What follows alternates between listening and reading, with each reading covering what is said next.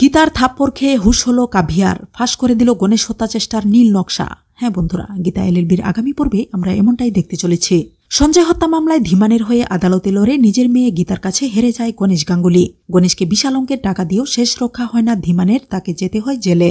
অন্যদিকে গণেশ গাঙ্গুলিরও তার বেয়াই অগ্নিজিৎ মুখার্জির উপর প্রতিশোধ নেয়ার খায়েশ হাতছাড়া হয়ে যায়। তবে গণেশ গাঙ্গুলি সিদ্ধান্ত নেয় এই মামলায় সে আর ধীমানের হয়ে গীতার বিরুদ্ধে আদালতে লড়বে না।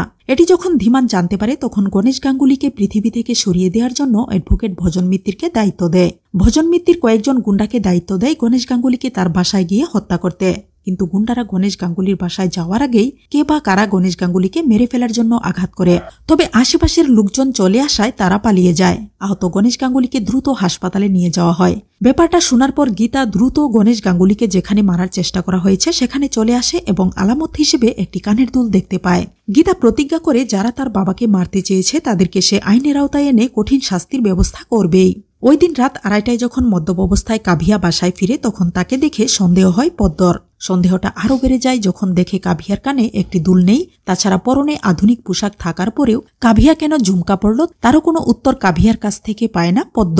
মেহেকের কাছে ব্যাপারটা শেয়ার করলে মেহেক পদ্মর বাসায় এসে সিসিটিভি ফুটেজ সংগ্রহ করে দুজনে মিলে হাসপাতালে বাবার অপারেশনের জন্য অপেক্ষা করতে থাকা গীতার কাছে চলে আসে।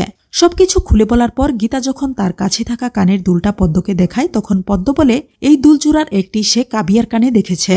গীতা নিশ্চিত হয়ে যায় গণেশ গাঙ্গুলিকে হত্যা চেষ্টার সাথে কাভিয়া জড়িত। গীতার কথা অনুযায়ী সেদিন কাভিয়ার সাথে থাকা ব্যক্তি তার রুমে খুঁজে পায় পদ্ম। তবে কাভিয়া দেখে ফেলায় ব্যক্তি ছিনিয়ে নিতে চাইলে তা মেঝে পড়ে যায়। পদ্ম সেই ব্যাগে একটি বিয়ের শাড়ি দেখতে পায়। কাভিয়া পদ্মকে বলে দেয় সে যদি এ নিয়ে বেশি বাড়াবাড়ি করে তাহলে তাকে মেরে ফেলা হবে। পদ্ম যখন গীতাকে সব বলে দেয় তখন গীতা আর দেরি না করে পুলিশ অফিসার পঙ্কজকে নিয়ে তার বাসায় এসে হাজির হয়। কাভিয়া যখন তাদের সাথে তর্কে জড়িয়ে যায় তখন গীতা বলে তুমি যে এই হত্যা চেষ্টার সাথে জড়িত তার প্রমাণ আমার কাছে আছে। কিন্তু কিছুতেই যখন কাভিয়া স্বীকার করছিল না তখন তার গালে কষিয়ে চর বসিয়ে দেয় গীতা।